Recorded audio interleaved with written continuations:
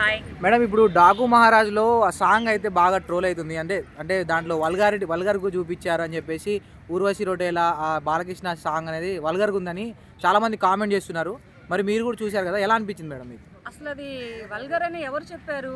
ఆ, ఆ మాత్రం బాలయ్య సినిమాలో ఆ మాత్రం సాంగ్లో హీరోయినే కానీ హీరో గారే కానీ ఆ మాత్రం లేకపోతే అసలు గోల ఎక్కడుంటుంది?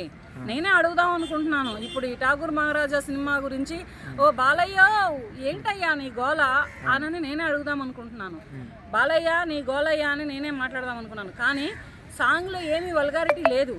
ఆ మాత్రం కూడా లేకపోతే ఆ సినిమాకే కానీ అతను ఆ ఏజ్లో చేస్తున్నటువంటి ఆ స్టెప్పులకే కానీ ఆ డాన్స్కే కానీ ఆ సాంగ్లో ఉన్న ఆ ప్రతి వర్డ్కే కానీ అర్థం ఉండదు. మెయిన్ ఉండాలి అంటే ఆ మాత్రం సాంగ్ ఉండాలి. ఎక్కడుంది వల్గారిటీ? ఒక మాటలో చెప్పండి. కాస్ట్యూమ్లో ఉందా? కాస్ట్యూమ్లో ఆ మాత్రమైనటువంటి అంత అందమైన హీరోయిన్ ఆ మాత్రం కాస్ట్యూమ్ వేయకపోతే ఆ సాంగ్కు కిక్ ఉండదు. అంతటి హీరో అటువంటి స్టెప్పులు అటువంటి నాట్యకారుడు కాకపోతే అతని పేరుకి కూడా ఒక లక్ ఉండదు. ఈ కిక్కులు ఈ లక్కులు లేకుండా మరి బాలకృష్ణ గారి సినిమా ఎలా హిట్ కొట్టుకుంటుందని ఇలా ప్రేక్షకులు మాట్లాడుతున్నారా, లేకపోతే ఎవరు మాట్లాడుతున్నారో నాకైతే తెలియదు. అంటే బాలకృష్ణ అంటేనే ఫ్యామిలీ ఆడియన్స్ కూడా చాలా మంది చూస్తారు. మరి ఫ్యామిలీ ఆడియన్స్ చూడడానికి కూడా కొద్దిగా వీలు లేకుండా ఆ స్టెప్స్ కూడా కొన్ని ఉన్నాయని అంటున్నారు. అంటే ఆ స్టెప్స్ దబిడి దిబిడి అని చెప్పి కొట్టడం, దిబిడే ఆయన మామూలు డైలాగే దబిడి దిబిడే, ఐఎమ్ దబిడి దిబిడే అని డైలాగులు ఉన్నాయి. ఆ డైలాగ్ ఏదో కొంచెం సాంగ్లో యాక్ట్ చేశారు. ఆ యాప్ట్కే ఇంత గోల్ చేస్తారా?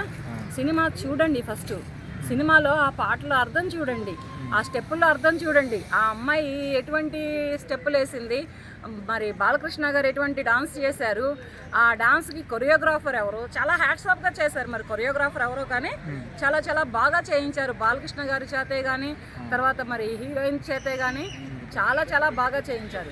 ఆ డైలాగులే కానీ ఆ డాన్సే కానీ ఆ కాస్ట్యూమ్సే కానీ బాబా ఒక రేంజ్లో ఉంది సినిమా. చెప్పాలి అంటే ఇక ఇది 2025లో ఒక రేంజ్కి వెళ్ళిపోతుంది ఆ సినిమా. అసలు ఇంతకు ముందర తీసిన సినిమాలన్నీ ఒక రేంజ్లో ఉండి ఒక ఎత్తులో ఉంటే ఇప్పుడు ప్రెజెంట్లీ వస్తున్న 2025లో ఉన్నటువంటి బాలకృష్ణ గారి మూవీ ఒక రేంజ్లో ఇరగదీసేసిద్ది. ఇలా ఇరగదీసి ఇలా ఉతికేసి ఇలా ఆరేసి అలా ఇస్త్రీ చేసి బీరువాలో పెట్టుకోవచ్చు. అంత బాగా అంటే బాగా వచ్చిందనమాట. సినిమానే కానీ అవుట్పుట్టే కానీ డైలాగులే కానీ తర్వాత మన బాలకృష్ణ గారి యాక్షనే కానీ హీరోయిన్ పర్ఫార్మెన్సే కానీ కో ఆర్టిస్టులు చేసినటువంటి ప్రతి ఒక్కళ్ళ యాక్టింగే కానీ చాలా చాలా అంటే చాలా పేలిపోయింది ఒక లెక్కలో. బాలకృష్ణ గారి డైలాగు కాదు సినిమాలో సిల్వర్ స్క్రీన్ పైన చూసేది, ఇప్పుడు ఇతని యాక్షన్లో కనిపిస్తుంది అనమాట అసలైన కిక్ అంటే ఇది. బాలయ్య నువ్వు గోలేనయ్యా ప్రస్తుతానికి, నీ గోల మరి ఏ సినిమా వాళ్ళు తట్టుకోలేక నీకు పోటీ ఎవరు వస్తున్నారంటే మన సంక్రాంతికి వస్తున్నాం, తర్వాత మన గేమ్ చేంజర్. ఇక గేమ్ చేంజర్ గురించి చెప్పక్కర్లేదు. నిన్ననే ఒక ఈవెంట్ జరిగింది, గేమ్ చేంజర్ ఈవెంట్. అది ఒక రేంజ్లో వెళ్ళిపోయింది అనమాట. అసలు ఆ ఈవెంటే ఇంత రేంజ్లో వెళ్ళింది అంటే మరి ఇక మూవీ ఏ రేంజ్లో వెళ్తుందంటే ఇక దానికి కూడా ఇక చెప్పలేము. ఇది కలిపి హైరన్ చేసుకొని పెట్టుకుంటే ఈ మూవీ ఫ్లైట్ ఎక్కి అలా షికార్లు కొట్టుకొని వచ్చింది అనమాట. దేశ విదేశాలు వెళ్ళి ఒక రౌండ్ అలా షికార్లు కొట్టుకుంటూ ఎక్కడికో మన నేషనల్ కాకుండా ఇంటర్నేషనల్ లెవెల్లో ఈ మూవీ కూడా చాలా చాలా ఒక ఇదిలో ఉంటుంది. ఇక తర్వాత సంక్రాంతికి వస్తున్నాం మన వెంకటేష్ బాబు గారు. ఇక ఆయన F2 తీశారు, తీసేసేసారు. ఇక సినిమా కామెడీ సెంటిమెంట్ తన అనాథతనము అంటే ఎవరు లేకుండా ఉండి కూడా అటువంటి ఫ్యామిలీలోనే కానీ అటువంటి ఒక గవర్నమెంట్ ఎంప్లాయీగా కానీ ఇలా చేసి ఒక అరిపించారు మరపించారు ప్రేక్షకులు F2 అనే సినిమా తీసి. ఇక తర్వాత ఛానల్ తర్వాత మళ్ళీ అటువంటి ఎంటర్టైన్మెంట్ అటువంటి ఎనర్జీమెంట్ అండ్ చాలా చాలా సంతోషకరమైనటువంటి మూవీ ఏదైనా ఉంది అంటే ఇప్పుడు వస్తున్నాం మన సంక్రాంతికి వస్తున్నాం. మరి దీనిట్లో అనిల్ రావిపూడి గారు అయితే మాత్రం అసలు ఒక రేంజ్లో తీశారు. కానీ అనిల్ రావిపూడి గారు యాక్షన్ చేయలేరు వెంకటేష్ గారు లెక్క ఒకటి. తర్వాత వెంకటేష్ గారు డైరెక్షన్ చేయలేరు అనిల్ రావిపూడి గారు లెక్క. వీళ్ళిద్దరు చిన్న చిన్న ఈవెంట్లలో ఏదో చేసేద్దామని అనిల్ రావిపూడి గారు ట్రై చేస్తున్నారు. కానీ ఆనా అని ఒక అరుపరిచినప్పటికే ఈయన తడుచుకున్నారు, అమ్మో అన్నా నేను తట్టుకోలేను అన్నా అని. అలాగే డైరెక్టర్ గారు అయినటువంటి అనిల్ రావుపూడి గారు డైరెక్టర్ గారే, యాక్టర్ అయినటువంటి హీరో వెంకటేశ్వర గారు యాక్టరే. ఎవరు చేసేది వాళ్ళకే సరిపోతుంది కానీ ఒకళ్ళు చేసేది ఒకళ్ళు చేద్దామని చాలా ట్రై చేశారు అనిల్ రావుపూడి గారు. వెంకటేష్ గారి దెబ్బకి ఈయన ఎక్కడ తట్టుకుంటాడు? యాడికాడికి పారిపోతాడంటే, పాట పాడతానంటే పారిపోతారు, యాక్షన్ చేస్తానంటే పారిపోతారు.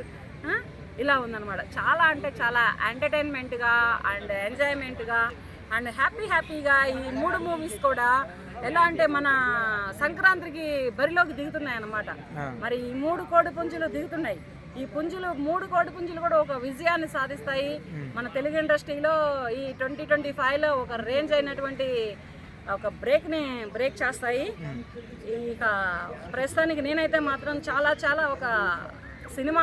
మరి గేమ్ చేంజర్ గురించి ఏం చెప్తారు మేడం? గేమ్ చేంజర్ అంటే బజ్ లేదని చాలా మంది, దానికి బజ్ లేదు, అంత పెద్ద సినిమా ఉన్నా కూడా దానికి బజ్ లేదు అంటున్నారు. గ్రాఫిక్స్ విఎఫ్ఎక్స్ కూడా అంతగా బాగాలేదు అని చెప్పి ట్రైలర్లో సాంగ్స్లోనే చెప్పేస్తున్నారు చాలా మంది. గ్రాఫిక్స్ ప్రతిదానికి గ్రాఫిక్స్ అయినా ప్రతిదానికి గ్రాఫిక్స్ ఉంటే ఇంకా అది గ్రాఫిక్ మూవీ అవుతుంది. కానీ మన తెలుగు మూవీ ఎలా అవుతుంది? మన తెలుగు పండుగ అయినటువంటి సంక్రాంతికి బరిలోకి ఎలా దిగుతుంది? గేమ్ చేంజర్ గురించి చెప్పాను కదా, అలా వెళ్ళి ఇలా దేశ విదేశాలన్నీ కలిపి ఒక రేంజ్ లో ఆడుకొని వస్తుందని. ఇక గేమ్ చేంజర్ గురించి చెప్పక్కర్లేదు. ఏంటంటే ఒక రేంజ్ లో అలా దేశ విదేశాలు, మన ప్రపంచంలో ఎన్ని దేశాలు ఉంటే అన్ని దేశాలలో అలా వెళ్ళి ఇలా తిరిగి వచ్చేసింది. అంటే శంకర్ మీద ప్రభావం ఉంది. అంటే శంకర్ లాస్ట్ సినిమా ఫెయిల్ అయింది కాబట్టి, భారతీయుడు 2 ఫెయిల్ అయింది కాబట్టి ఈ సినిమా కూడా ఆయన డైరెక్షన్ బాగాలేదు, దానివల్ల సినిమా పోయింది అని చెప్పి చాలా మంది కామెంట్ చేస్తున్నారు. సినిమా అంటే విజయాలు ఉంటాయి, అపజయాలు ఉంటాయి, లాభ నష్టాలు ఉంటాయి, కష్ట సుఖాలు ఉంటాయి. ఇటువంటి అన్ని కాసి వడపోసే వాళ్ళే డైరెక్టర్స్ అంతా ఈజీగా కారు. ఒక హీరోనే కానీ, ఒక హీరోయిన్నే కానీ, ఒక క్యారెక్టర్ ఆర్టిస్ట్నే కానీ ఎవరినైనా తెర మీద చూపించడం అంటే అది డైరెక్టర్ అండ్ స్క్రిప్ట్ రైటర్ వల్లనే అవుతుంది. స్క్రిప్ట్ రైటర్ కథా స్క్రీన్ ప్లే రాసుకొస్తే తర్వాత ఈ డైరెక్టర్ గారు దాన్ని తెరకెక్కించి ఇంకా నవరసాలు పండించి చేపించడమే డైరెక్టరిజం. కానీ డైరెక్టర్ అంటే అంత హాషామాషి కాదు. ఏదో భారతీయుడు 2 ఫెయిల్ అయిందని ఇప్పుడు గేమ్ చేంజర్ ఫెయిల్ అవ్వాలని ఎవరు అనుకోరు. అది ఫెయిల్ అవ్వద్దని ఎలా అనుకుంటున్నారు? ఫెయిల్ ఎందుకు అవుతుంది? అసలు ఆ మూవీ సక్సెస్ కొడుతుంది, ఫ్లాప్ అవ్వదు ఆ మూవీ.